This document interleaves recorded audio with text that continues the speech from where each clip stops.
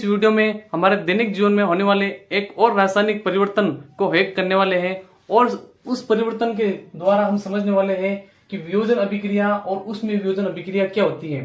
तो चलिए बच्चों शुरू करते हैं। हेलो बच्चों, आप देख रहे हो इरफान सर 79 यूट्यूब चैनल।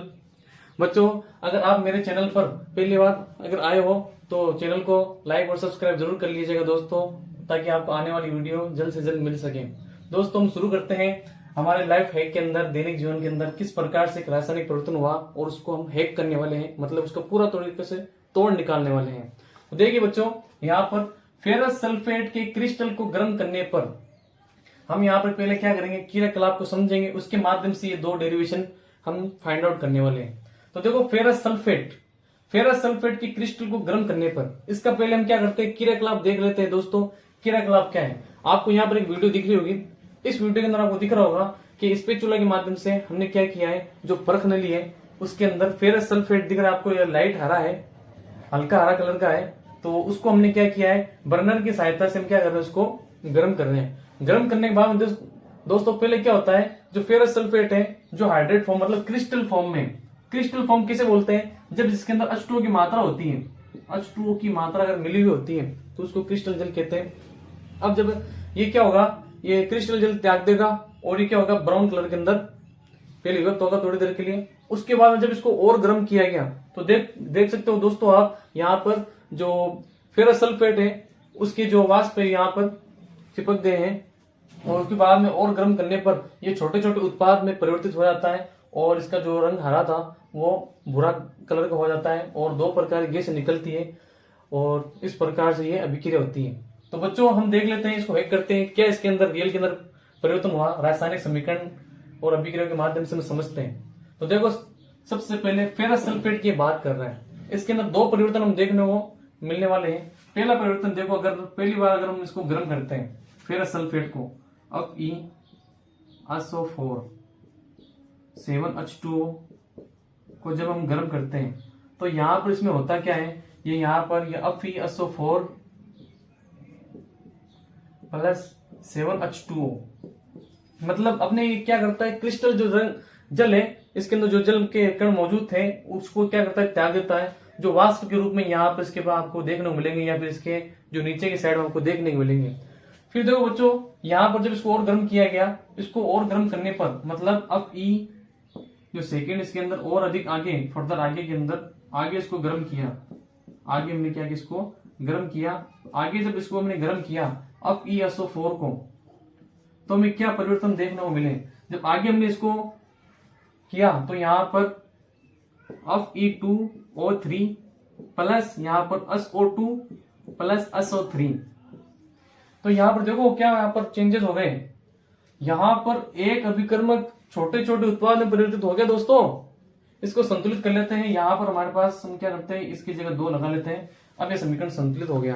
तो यहाँ पर देखो हमें क्या क्या प्राप्त हुआ, ये हमारे पास फेरस सल्फेट क्रिस्टल थे, जल त्याग दिया, फेरस सल्फेट बन गया।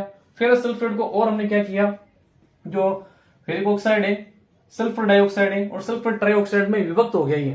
तो यहाँ पर ये क्या है, हमें ये जो मिला है वो है फेरिक ऑक्साइड, क्या नाम दोस्तों इसका, फेरिक ऑक्साइड, फेरिक ऑक्साइड। ये है सल्फर डाइऑक्साइड, सल्फर डाइऑक्साइड, और इसका नाम दोस्तों लिख लेना, ये सल्फर ट्राइऑक्साइड है। क्या है, सल्फर ट्राइऑक्साइड है। तो इस प्रकार से आपने समझ लिया होगा कि किस प्रकार से रासायनिक अभिक्रिया हुई होगी। अब इसके अंदर अगर हम और निष्कर्ष निकालना है दोस्तों, तो हम निष्कर्ष के अंदर ये समझ सकते हैं कि यहाँ पर हमें क्या देखने को मिला, हमें यहाँ पर ये परिवर्तन देखने को मिला कि जो अभिकर्मक था, अभिकारक था, एकल अभिकर्मक जो था वो छोटे छोटे उत्पाद में परिवर्तित हो गया, छोटे छोटे उत्पाद में परिवर्तन देखने को मिल गए। इस प्रकार से हमने क्या किया, रासायनिक परिवर्तन दैनिक जीवन की लाइफ को हैक किया है। अब एक और निष्कर्ष देखने को मिला, यहाँ पर क्या हमने देखने को मिला कि यहाँ पर हमने इसको क्या दिया है, उष्मा दी है, इसने उष्मा अवशोषित की है। तो यहाँ पर उष्मा का अवशोषण हुआ, यहाँ पर क्या हुआ है, उष्मा का अवशोषण। ऊष्मा का यहाँ पर क्या हुआ है, ऊष्मा का अवशोषण हुआ है। तो इस प्रकार से हम देख सकते हैं ऊष्मा का अवशोषण हुआ है। तो यहाँ पर हम इस क्रियाकलाप के माध्यम से यहाँ इसकी डेरिवेशन करने वाले हैं। अब इसकी डेरिवेशन क्या होगी, देख सकते हो एकल अभिकर्मक टूटकर छोटे छोटे उत्पाद प्रदान कर रहा है, तो उसे हम क्या कहेंगे, वियोजन अभिक्रिया कहेंगे। तो इसकी डेफिनेशन हो जाएगी, यदि आप लिख सकते हो ऐसी रासायनिक अभिक्रिया, ऐसी रासायनिक अभिक्रिया, ऐसी रासायनिक अभिक्रिया जिसमें एकल अभिकर्मक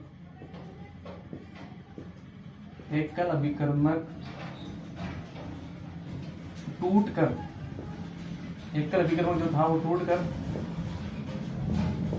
छोटे छोटे, क्या बच्चों, छोटे छोटे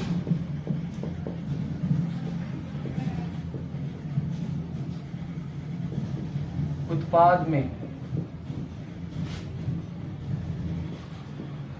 परिवर्तित हो जाता है। यहाँ इस क्रियाकलाप के माध्यम से हमने क्या किया दोस्तों, हमने यहाँ पर इसकी डेफिनेशन फाइंड आउट की है। तो आपको भी यहाँ पे क्रियाकलाप तो याद रखना ही है। एक तो इसका कि यहाँ पर वियोजन अभिक्रिया और ऊष्माक्षेपी अभिक्रिया का उदाहरण क्या हो सकता है। तो यहाँ पर देखो इसके अंदर जिसमें एकल अभिकर्मक टूटकर छोटे छोटे उत्पाद में परिवर्तित हो जाता है। अब इसे क्या बोलेंगे, वियोजन अभिक्रिया कहेंगे। क्या कहेंगे, वियोजन अभिक्रिया। चलो दोस्तों समझ चुके होंगे अभी तक, अच्छी तरीके से समझाने की कोशिश की है। वीडियो अगर आपको अच्छी लगे तो लाइक और शेयर और सब्सक्राइब जरूर कीजिएगा बच्चों। अब बच्चों इसकी परिभाषा क्या हो सकती है, यहाँ पर देखो हमने किए क्या है, यहाँ पर हमने इसको ऊष्मा दी है। ऊष्मा देने पर यहाँ पर क्या ये वियोजित हुआ है, क्या हुआ है, ऊष्मा देने पर वियोजित हुआ है। तो इस प्रकार से हम कह सकते हैं कि वह रासायनिक अभिक्रिया जिसमें ऊष्मा देने पर अभिकर्मक वियोजित होता है तो उसे उसमें वियोजन अभिक्रिया कहते हैं। आगे क्रियाकलाप आएंगे जहां पर हम ऊष्मा के बजाय ताप दे करके अपघटन करके उनका वियोजन करेंगे, तो उसके आधार पर यहाँ नाम चेंजेस होने वाले हैं। तो इसका हम लिख सकते हैं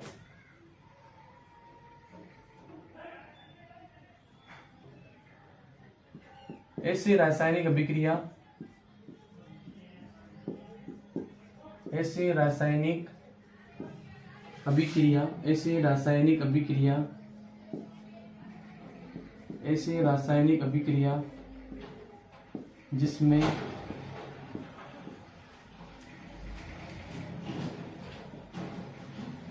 ऊष्मा देने पर, क्या देने पर, ऊष्मा देने पर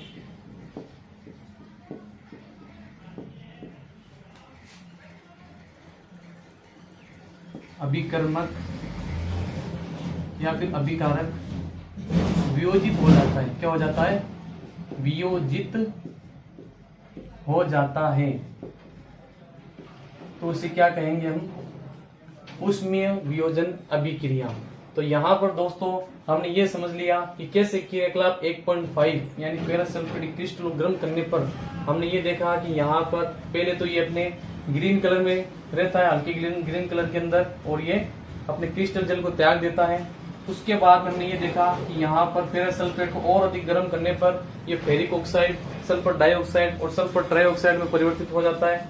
उसके बाद में हमने इसका और एक और निष्कर्ष निकाला कि यहाँ हमने ये देखा था कि छोटे छोटे अभिकर्मक जो थे वो छोटे छोटे उत्पाद में परिवर्तित हो गए और यहाँ पर ऊष्मा का जो है वो अवशोषण हुआ है। तो इस क्रियाकलाप के माध्यम से हमने क्या किया, यहाँ पे दो परिभाषाएं निकाल ली। आपको भी क्रियाकलाप याद रखना है, फेरस सल्फेट जो है गर्म करने पर ये अभिक्रिया आप निकाल सकते हो और इसको बार बार रिपीट करना दोस्तों, याद हो जाएगा। ऐसी रासायनिक अभिक्रिया जिसमें एकल अभिकर्मक टूटकर एक छोटे छोटे उत्पाद में परिवर्तित हो जाता है, वियोजन अभिक्रिया कहलाती है। ऊष्मीय वियोजन अभिक्रिया ऐसी रासायनिक अभिक्रिया जिसमें ऊष्मा देने पर अभिकारक छोटे छोटे उत्पाद में परिवर्तित हो जाता है, वियोजित होता है। तो यहाँ पर ऊष्मीय वियोजन अभिक्रिया हो जाएगी। ये क्रियाकलाप हो गया 1.5 फेरस सल्फेटिक क्रिस्टल को गर्म करने पर, ये आपके सामने है। शुक्रिया दोस्तों, इस वीडियो के अंदर इतना।